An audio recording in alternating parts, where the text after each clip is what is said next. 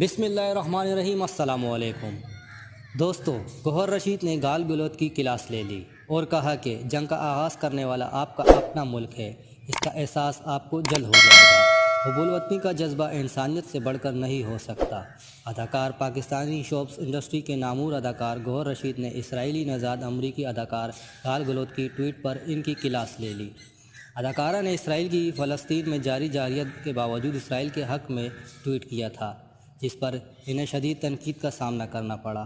تنقید کرنے والوں میں پاکستانی اداکار عثمان خالد اور گوہر رشید بھی شامل ہو گئے ہیں۔ انہوں نے اداکارہ کو کھری کھری سنا ڈالی۔ اداکار نے لکھا کہ آپ کا ملک حالت جنگ میں نہیں بلکہ جنگ کا آغاز کرنے والا آپ کا اپنا ملک ہے، جس کا احساس آپ کو جلد ہو جائے گا۔